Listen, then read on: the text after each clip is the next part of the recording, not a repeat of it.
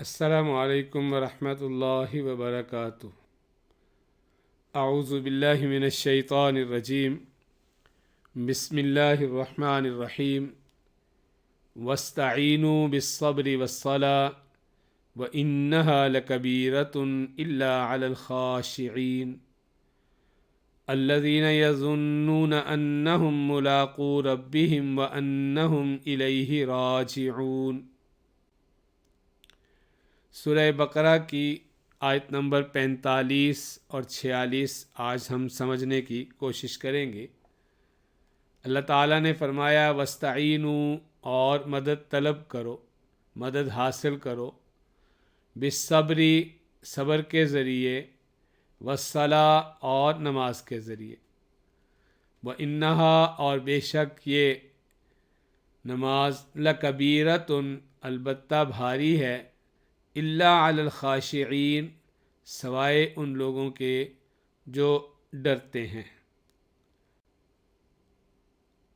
الذین یظنون انہم ملاقو ربہم، جو یظنون، یقین رکھتے ہیں، انہم، بے شک وہ، ملاقو، ملیں گے، ربہم، اپنے رب سے، وانہم، اور بے شک وہ، الیہ، اسی کی طرف، راجعون، لوٹ کر جائیں گے۔ گزشتہ آیات میں ہم نے یہ بات پڑھی تھی کہ بنی اسرائیل والوں کو عقیدہ درست کرنے کی تعلیم دی گئی، ادھر توجہ دلائی گئی، اس کی دعوت دی گئی، اور اس کے بعد اعمال صالحہ کی دعوت دی گئی۔ اپنے عقائد کو درست کرنے، صحیح راہ پر آنے اور اپنے اعمال کو درست کرنے میں جو چیز رکاوٹ تھی وہ دنیا کی محبت تھی۔ اپنے مقام، اپنی پیری مریدی، اپنا معاشرے میں جو مقام تھا اس کی محبت تھی، پیسے کی محبت تھی، اور یہی چیزیں ہوتی ہیں جو انسان کی راہ میں رکاوٹ بن رہی ہوتی ہیں۔ انسان جب عمل کرنا چاہتا ہے تو کبھی اس کی عزت اور اس کا جو معاشرے میں ظاہری مقام ہے وہ آڑے آ جاتا ہے، کبھی اس کا پیسہ اور اس کی خواہش، یعنی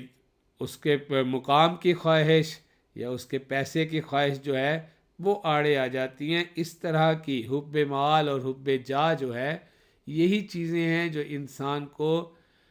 صحیح راہ پر آنے سے روکتی ہیں اور صحیح اعمال کرنے سے روک دیتی ہیں۔ تو ان خواہشات کا علاج آج کی آیات میں بتایا جا رہا ہے۔ اللہ تعالیٰ نے فرمایا کہ دیکھو، مدد حاصل کرو صبر کر کے۔ صبر، ہمارے معاشرے میں تو لوگ صرف تکلیفوں پہ جو انسان صبر کر لے اسے یہ سمجھا جاتا ہے کہ اس نے صبر کر لیا، حالانکہ صبر کے معنی میں 3 چیزیں پائی جاتی ہیں، یعنی نیکی کے لیے صبر کرنا، جتنی بھی طاعات ہیں، جتنی بھی اللہ کی فرما برداری کے کام ہیں، وہ سارے کے سارے بغیر صبر کے نہیں ہو سکتے، ان کے لیے صبر کرنا پڑتا ہے۔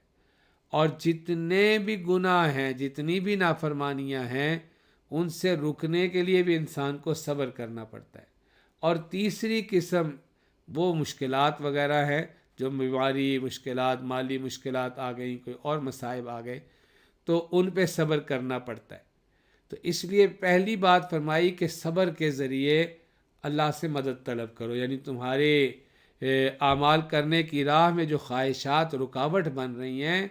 ان خواہشات پر کنٹرول کرو، صبر کرو۔ یہ خواہشات تمہارا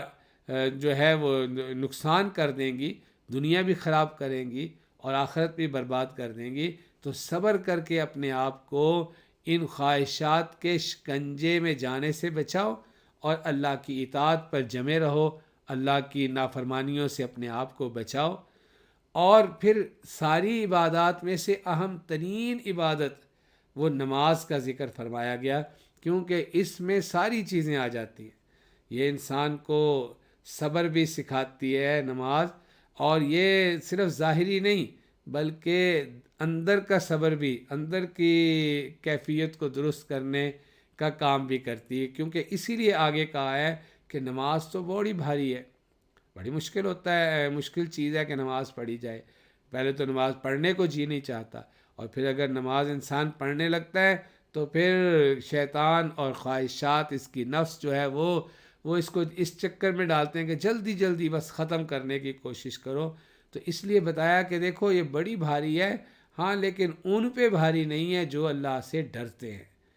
خشوع جو ہے، خشوع اور خضوع، آپ نے دو لفظ سنے ہوں گے کہ خشوع و خضوع کے ساتھ نماز پڑھنی چاہیے۔ یہ جو خشوع ہے اس کا اصل میں تعلق دل کے ساتھ ہے، کہ دل کے اندر اللہ کی عظمت اور اپنی حقارت جب آتی ہے، کہ اپنی عاجزی، اپنی کمزوری کا احساس اور اللہ کی عظمت جب دل پہ آتی ہے تو پھر انسان کا اندر جو ہے وہ بالکل اللہ کے سامنے جھک جاتا ہے، اور اس کے اثرات کبھی کبھی اس کے ظاہر پہ بھی، زبان پہ بھی آتے ہیں کہ آواز دھیمی پڑ جاتی ہے، اور انسان عاجزی کے ساتھ پڑھتا ہے کچھ یا بولتا ہے۔ اور خضوع کہتے ہیں ظاہری سکون کو،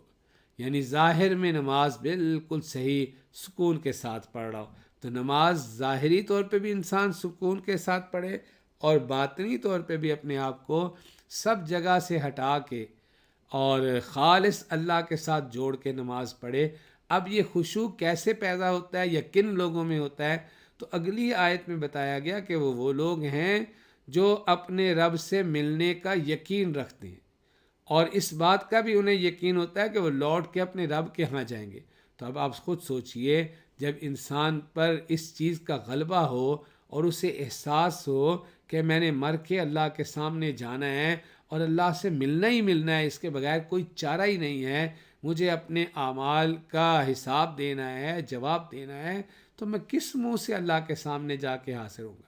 تو جب یہ احساس ہوتا ہے تو پھر نماز میں ادھر ادھر توجہ، ادھر ادھر کے خیالات نہیں آتے۔ علماء نے لکھا ہے کہ خود سے خیالات نہ لائے، اگر کوئی خیال آ جائے تو جو ہی احساس ہو فوراً اپنی توجہ جو ہے وہ نماز کی طرف منتقل کر لے، یہی اس کا علاج ہے بس،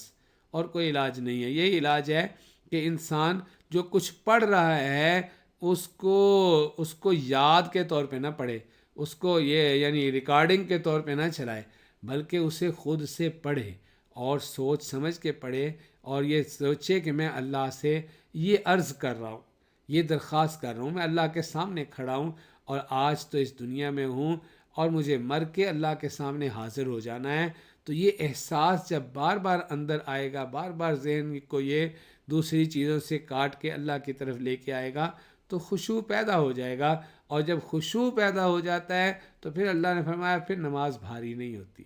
یہ نماز اسی لیے بھاری اور مشکل لگتی ہے کہ انسان کی توجہ اور چیزوں کی طرف ہوتی ہے، تو وہ بس نماز کو اول تو پڑھتا نہیں، اور اگر پڑھتا ہے تو بس ایک ریکارڈنگ کے طور پہ بس شروع ہوئی، اللہ اکبر کا پتہ چلا، اور اس کے بعد پتہ چلا کہ السلام علیکم ورحمۃ اللہ، درمیان میں کیا پڑھا، کیا اللہ سے عرض کی، کیا مانگا، اور کیا اپنے جسم کے ذریعے اس کے سامنے کیا اظہار کیا۔ آپ دیکھیے کہ سب سے قیمتی ترین چیز انسان اپنا سر، اپنا ماتھا وہ زمین پہ جا کے رکھ دیتا ہے۔ تو یہ اگر احساس ہو کہ میں کس ذات کے سامنے کھڑا ہوں، اور کس ذات کے سامنے رکوع کر رہا ہوں، اور کس ذات کے سامنے پوری طرح اپنی عاجزی کا اظہار سجدے میں جا کے کر رہا ہوں، تو پھر انسان کی توجہ ادھر ادھر نہیں جاتی۔ لیکن چونکہ ایسا ہوتا ہے کہ توجہ ادھر ادھر بڑھتی ہے، شیطان کوشش کرتا ہے، تو اس کا علاج علماء نے یہی لکھا ہے کہ اپنی توجہ کو خود سے کوشش کرتا رہے، بس کہ وہ سوچنے ادھر آ جائے